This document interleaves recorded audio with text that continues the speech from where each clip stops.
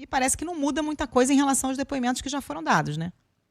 Olha, Carol, eu acho que tem aí algumas questões a serem esclarecidas, porque o general Braga Neto, no interrogatório dele, tinha dito que não pediu dinheiro a ninguém e que não fez nada. E nessa cariação, me parece, pelo menos pelo que eu li das atas e pelo que a Isa relatou aqui agora, que ele admitiu ter conversado sobre isso com o tesoureiro do PL.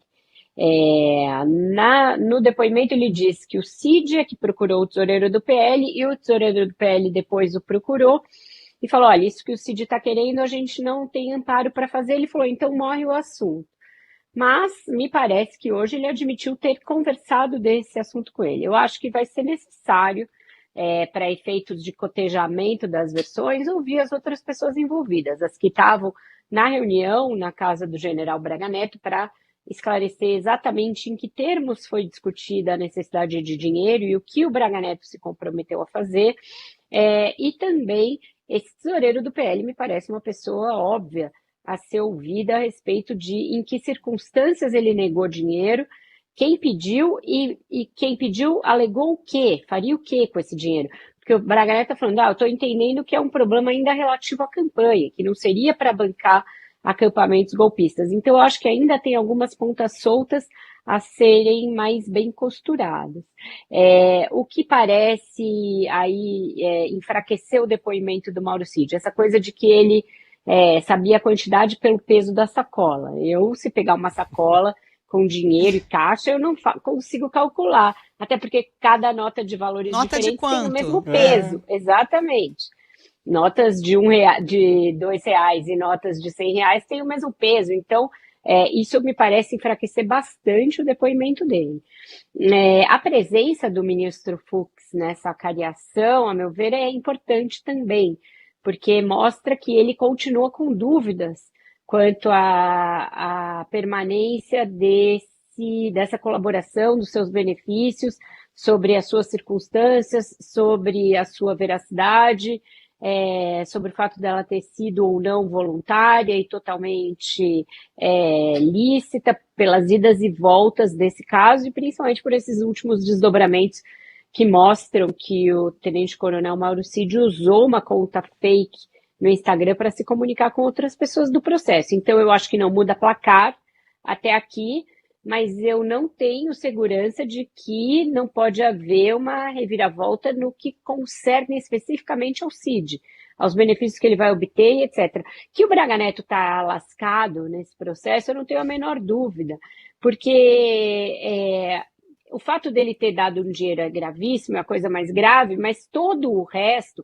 ele mandando espalhar fake news contra seus próprios pares, ele fazendo reunião na casa dele para mobilizar contra a passagem da eleição, aquela entrevista que ele dá de que o Bolsonaro estava pensando e que as pessoas poderiam ter boas notícias nos próximos dias, é um dos personagens que mais vezes aparecem nas cenas dos crimes fazendo coisas que o incriminam. Então, eu acho que a situação dele não melhora, ainda que o tenente-coronel Mauro Cid perca o benefício da delação, mas ele pode vir a perder o benefício da delação. Eu acho que tem muitas circunstâncias que estão deixando o delator em maus lençóis, sem conseguir explicar direito, provar direito as coisas mais graves que ele acusa. Essa coisa de você receber dinheiro é uma das coisas mais graves que ele fala. E agora, o jeito como ele está narrando torna a história um pouco fantasiosa e de difícil corroboração. Então, eu acho que pode, você me pergunta se muda alguma coisa, eu acho que pode mudar alguma coisa especificamente em relação ao delator. E ainda que mude, Vera, tem toda uma discussão sobre em que medida, né, em que grau que muda, porque não necessariamente toda a delação seria descartada ou ele poderia, como uma alternativa a evitar perder toda a delação, ele perderia os benefícios, né? E tem aquele outro fator que a gente costuma falar aqui, nunca é demais ressaltar. As provas, por exemplo, contra Braga Neto também existem para fora, para além da delação, né? Tem ali trocas de mensagens dele que são usadas como argumentos da acusação contra ele. Então, ainda que tenha toda essa discussão e que ela vá para frente sobre a validade da delação, isso não põe por terra toda a acusação, né? Exatamente, Muniz. Tem várias provas em relação a ele, o fato dele ter feito essa reunião, dele ter trocado mensagens, dele ter plantado coisas contra seus pares ali, outros generais. Tem testemunhos de outras pessoas que não são delatoras que atingem o ex-ministro da Casa Civil, ex-ministro da Defesa e ex-vice na chapa de Bolsonaro. Então, eu acho que não muda nada. A outra cariação que houve é do ex-ministro Anderson Torres com o general Freire Gomes, que era de menor potencial ali de tensão e de atenção da nossa parte. Essa eu acho que não muda nada, porque o Freire Gomes é uma das testemunhas consideradas mais íntegras aí de todo o rol de testemunhas. O testemunho dele é muito forte.